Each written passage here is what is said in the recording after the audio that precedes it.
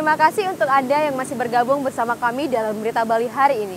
Untuk Anda yang baru bergabung, kembali kami sajikan 3 berita utama Berita Bali hari ini.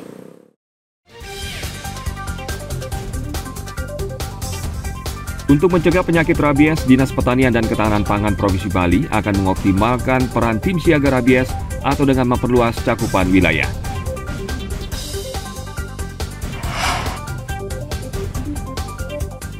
Ratusan umat muslim di Denpasar melaksanakan sholat Idul Adha sehari lebih awal di lapangan Niti Mandala Renon Denpasar Rabu pagi kemarin.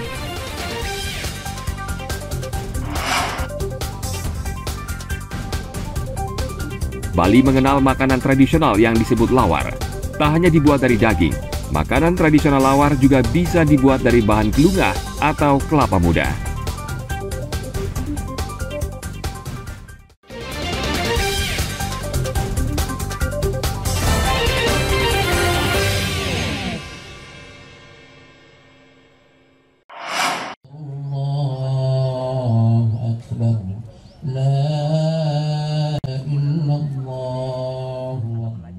Rabu pagi, ratusan warga sudah berduyun-duyun mendatangi lapangan Niti Mandala Renon di Denpasar.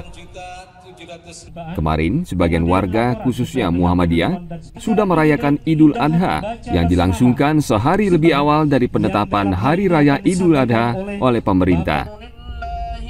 Sholat Id dipimpin Khatib Masruhan. Dalam khotbahnya, ia menyampaikan harapan agar Indonesia menjadi lebih baik serta terjalin kerjasama dan kekeluargaan antara sesama. Pelaksanaan sholat hari ini sukses luar biasa, kebersamaan yang luar biasa. Yang ingin saya pesankan juga, dalam khutbah saya menyampaikan bahwa dalam dinamika yang begitu tinggi dalam masyarakat kita, penting kita untuk punya arah diri dan peradaban kita. Itu saya pesankan kepada seluruh umat Islam, demikian juga umat yang lain. Yang kedua, umat Islam adalah bagian dari masyarakat Bali. Oleh sebab itu, saya ingin mengajak juga kepada umat Islam seluruhnya untuk senantiasa menjaga persaudaraan, ukhuwah dalam bahasa kita, atau menyambut berayu dalam bahasa kearifan lokal Bali.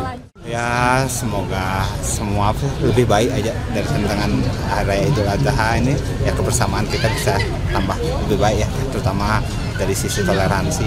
Jangan karena ada perbedaan kita jadi ada permusuhan. Semua kan sama, tujuan kita satu sama, untuk kebaikan itu aja sih. Ada perbedaan perayaan Idul Adha di Indonesia dan Arab Saudi. Berdasarkan sidang isbat, pemerintah menetapkan perayaan Idul Adha jatuh pada 29 Juni 2023. Sementara pemerintah Arab Saudi menetapkan perayaan Idul Adha lebih awal, yakni 28 Juni 2023. Tim Liputan melaporkan dari Kota Denpasar. Berdekatan dengan pemadam kebakaran mungkin.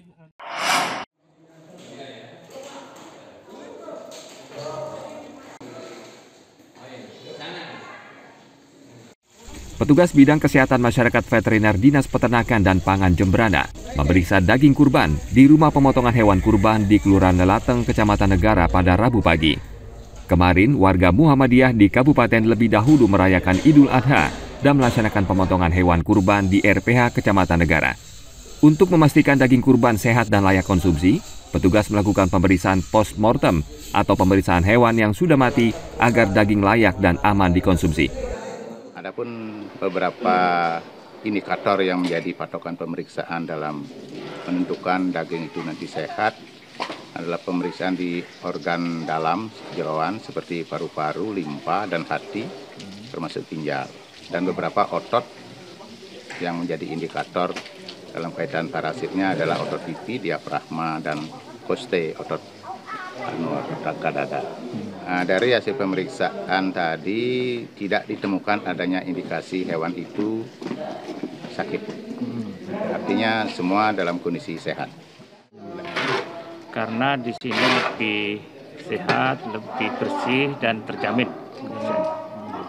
Kenapa pilih hari ini Pak penyembelihannya? Karena menurut paham kami bahwa hari raya itu jatuh pada saat ini, yaitu tanggal 28 Juni 2023.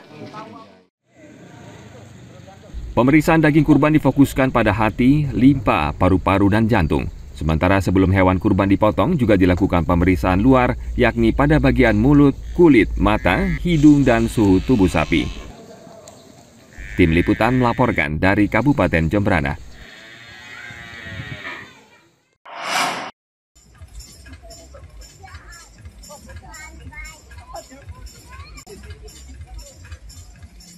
Menjamurnya villa tanpa izin atau ilegal di Badung berpotensi mengurangi pemasukan pajak daerah karena pemilik villa tidak membayar pajak sesuai dengan ketentuan. Pemerintah Kabupaten Badung berencana akan mendata seluruh villa di wilayahnya dengan melibatkan desa adat, karena banyak villa yang berdiri di kawasan terpencil, bahkan di tengah sawah. Sekretaris Daerah Iwayan Adi Arnawa mengatakan, setelah pendataan, pemerintah daerah akan menyarankan pemilik villa agar segera mengurus izin dan masuk dalam organisasi. Ada izin sepanjang dia transaksi harus bayar pajak. Walaupun dia nggak ada izin misalnya, kalau sepanjang ada transaksi dan itu bisa ada NPWP-nya, nomor pokok wajib pajaknya, pajak daerah itu, dia harus bayar pajak. Itu bagian daripada potensi pajak daerah. Kira-kira berapa persen, Pak, kalau diprediksi berapa persen mungkin kehilangan pajak PAD-nya kalau tidak berizin gitu, Pak? Saya nggak bicara kehilangan pajak, tapi selama ini yang penting saya belum tahu Kapolri harus sepeda. Tapi logikanya kalau ada transaksi dan itu ada diberikan NPWP itu potensi pajak, walaupun dia belum berizin. Pemerintah daerah akan tetap mengenakan pajak bagi pemilik villa yang belum mengantongi izin beroperasi. Villa atau homestay yang tidak berizin saat ini marak berdiri di wilayah Badung setelah pariwisata di Bali kembali bergeliat. Ana Agung Gede Agung melaporkan dari Kabupaten Badung.